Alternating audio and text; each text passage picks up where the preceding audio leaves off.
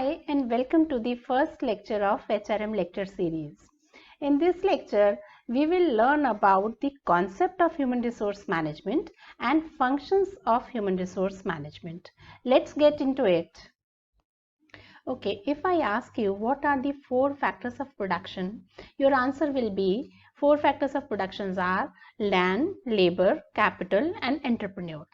Now let me tell you that this factor which used to be termed as labor at some point of time is now recognized as an important resource, and now we call it human resource. So today we are going to start with the meaning of the term human resource management. Now, as far as the meaning of this term is concerned, let us first look at the definition given by Gary Dessler. According to this management thinker, human resource management is a process. So it is the process of acquiring, training, appraising and compensating employees. So let us look at these once again. One thing is human resource management is a process. तो ये process है और इस process में क्या क्या काम होते हैं. तो सबसे पहला काम है एक्वायरिंग दी वर्कर्स, उनको हायर करना, पहले ढूंढना और फिर उन्हें हायर करना. जिन वर्कर्स को हमने हायर कर लिया है उन्हें as per the need of the work train करना. Then appraise them. Appraising is evaluating their performance. तो उनकी परफॉर्मेंस को मेजर करना, इवेल्युएट करना and according to their performance उन्हें कॉम्पनसेट करना. तो कॉम्पनसेट करने के बारे में डिटेल में अभी हम डिस्कस करेंगे. Workers are to be remunerated for whatever they have done. तो रेम्यूनरेट करना, रेम्यूनरेशन देना या कॉम्पनसेट करना. And attending to their labour relations, health and safety and fairness concerns. This is something different in the sense because we are talking about human resource and because they are human beings. तो human beings के साथ एक ये issue है कि since they are emotional beings तो हमें relations के बारे में देखना पड़ता है. Labor relations की जब हम बात करते हैं तो labor relations means relation among the workers and relations between the management and the workers. Okay, so labor relations. Then since they are human beings, their health and safety is of concern for the human resource manager. And fairness concerns, this simply means that worker should not feel that he or she is being discriminated against something. तो fair होने की ज़रूरत है, उनकी health और safety का ध्यान रखने की ज़रूरत है और उनके रिलेशंस को प्रॉपर रखने की ज़रूरत है. And all this is done under human resource management. तो गैरी डेसलर ने ह्यूमन रिसोर्स मैनेजमेंट को एक प्रोसेस कहा है और उसमें बहुत सारे काम किए जाते हैं, उनके बारे में बात की है. Let us look at another definition, and this definition is given by another set of management thinkers. ये हैं Denisi and Griffin. Denisi and Griffin के हिसाब से the comprehensive set of activities, again there are a number of activities, right? The comprehensive set of activities and tasks concerned with developing and maintaining qualified workforce. तो workforce जो qualified है उसको develop करना और maintain करना और ये सारे काम करना in such a way that contributes to organizational effectiveness, कि अल्टीमेटली ऑर्गेनाइजेशनल इफेक्टिवनेस बढ़े. उसे करने के लिए वर्कफोर्स को, जो क्वालिफाइड वर्कफोर्स है, उसे डेवलप और मेंटेन करना और डेवलप और मेंटेन करने के लिए बहुत सारे काम करना. Comprehensive set of activities and task. तो डेनिसी और ग्रिफिन के हिसाब से भी और गैरी डेसलर के हिसाब से भी ह्यूमन रिसोर्स मैनेजमेंट एक प्रोसेस है जिसमें बहुत सारी एक्टिविटीज परफॉर्म करनी होती हैं ह्यूमन रिसोर्स मैनेजर को. अब हम आगे चलते हैं फंक्शंस और scope of human resource management. Human resource management के फंक्शंस या स्कोप क्या है, तो इनकी एक लिस्ट है, हम एक एक करके उनको डिस्कस करते हैं. सबसे पहला फंक्शन है कंडक्टिंग जॉब एनालिसिस, यानी जो ह्यूमन रिसोर्स मैनेजर है, फर्स्ट ही और she must know that what job is to be done. काम होना क्या है, तो जॉब एनालिसिस करना। Then second, depending upon this analysis, जो हमें पता चला कि हमें काम क्या कराना है, according to that planning labour needs. तो लेबर नीड्स को प्लान करना, कितने वर्कर्स चाहिए, कैसे वर्कर्स चाहिए और कब वर्कर्स चाहिए, तो ये लेबर नीड्स को प्लान करना depending upon what is to be done, job analysis के हिसाब से। और फिर जितने वर्कर्स चाहिए, जब वर्कर्स चाहिए, कैसे वर्कर्स चाहिए, जब हमने ये प्लान कर लिया, उस हिसाब से कैंडिडेट्स को रिक्रूट करना। हालांकि रिक्रूटमेंट एंड सिलेक्शन आपने पहले भी पढ़ा हुआ है, इसको अब हम काफी डिटेल में पढ़ेंगे इन आर फर्दर लेक्चर्स।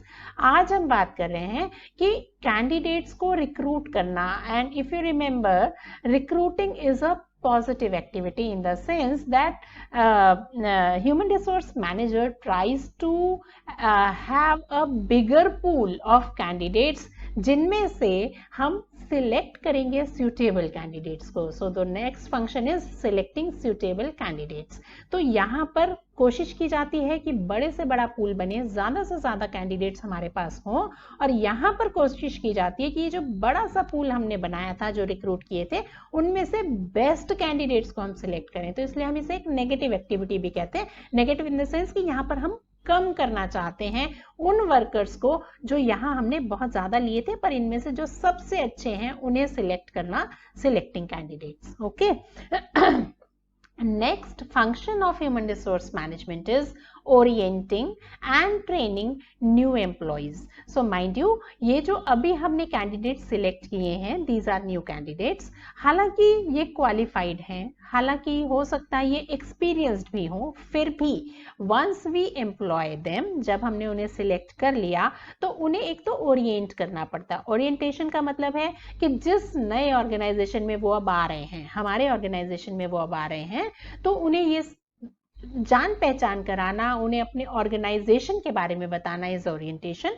और यहाँ पर जो उनके को वर्कर्स हैं उनसे उन्हें मिलवाना. राइट.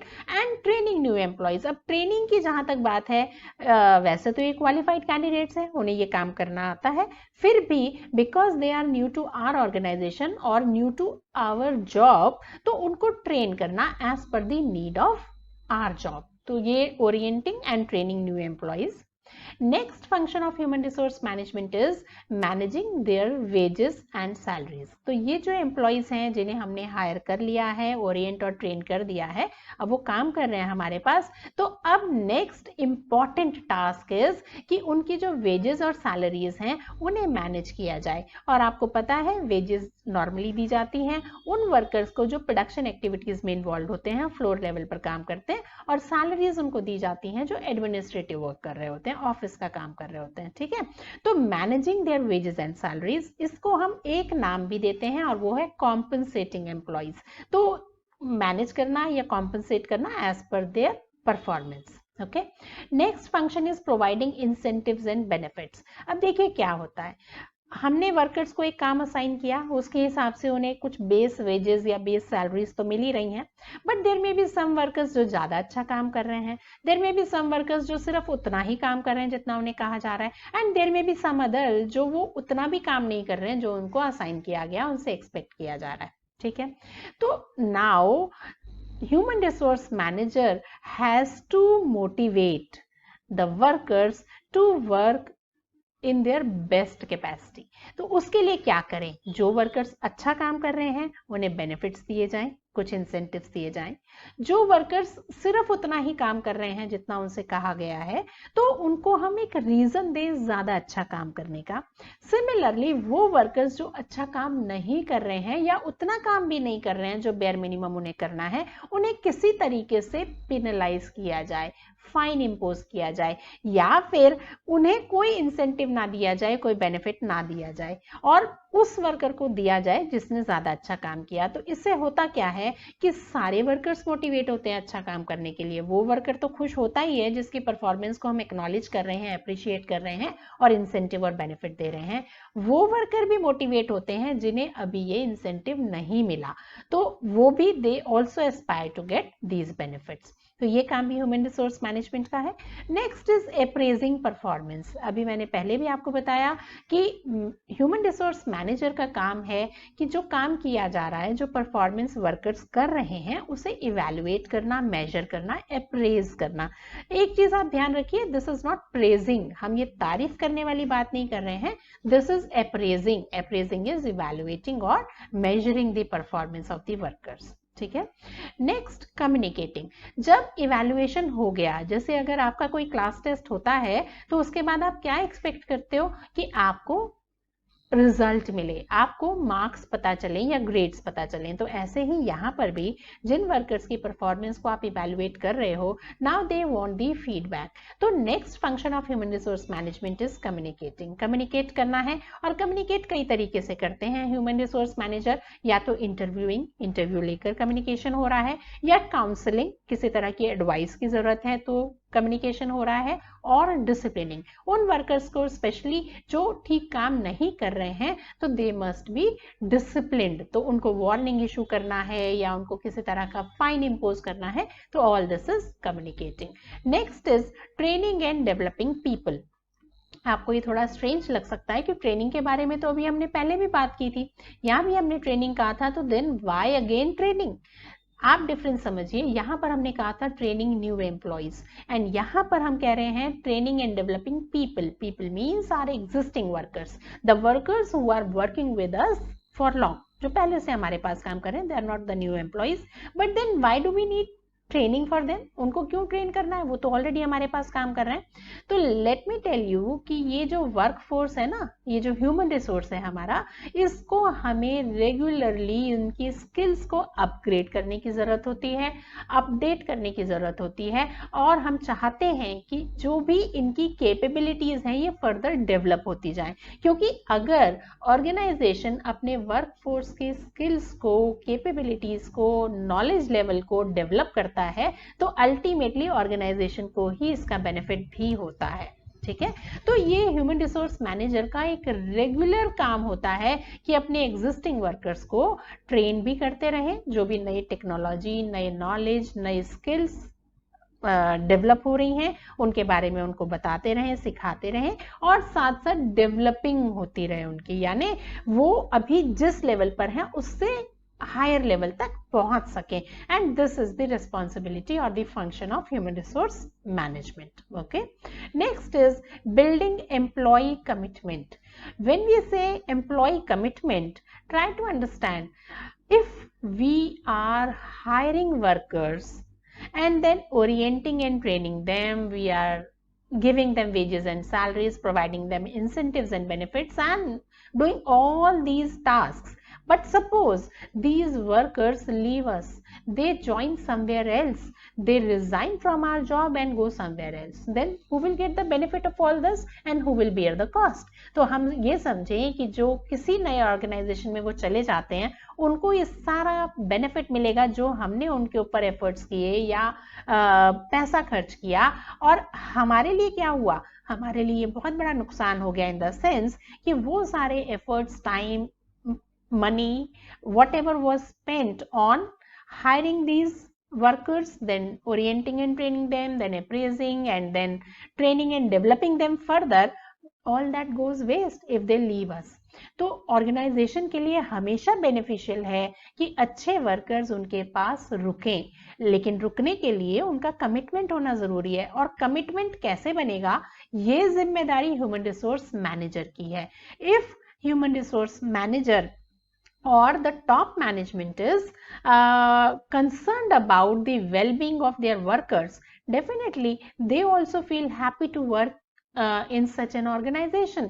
और अगर उन्हें लगता है कि उनकी needs इस organization में अच्छे से पूरी हो रही हैं, तो they will never say decide to leave this organization, right? So building employee commitment is also one of the functions of human resource manager.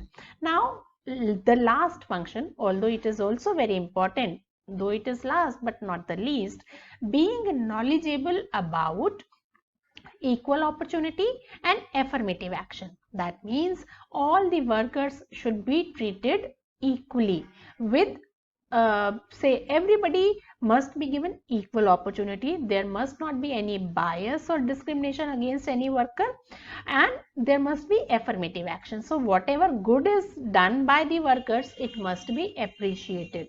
It must be acknowledged, right? Then knowledge about employee health and safety. That means human resource manager cannot be ignorant if there are some health issues with some workers.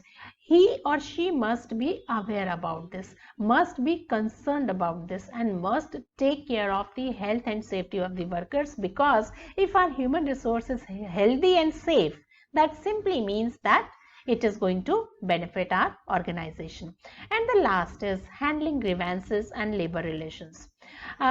I told you earlier also, human resource is human being. They are full of emotions, and therefore there are very many chances that either there are some frustrations or some sort of struggle or some sort of friction between the co-workers. So there can be grievances, and it is the task of human resource manager to keep a check on these grievances. वो ध्यान रखे कि क्या कोई grievances हैं, क्या किसी तरह की परेशानियां हैं, और अगर हैं तो क्यों हैं, cause उनका ढूंढना और उनको remove करना. And labor relations among the workers must be very good. So from this we understand that the meaning of human resource management and functions and scope of human resource management.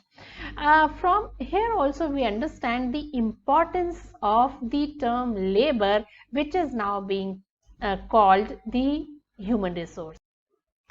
So with this we finish our first lecture. You may write your doubts in the comment section. Hope to see you in the second lecture. Bye.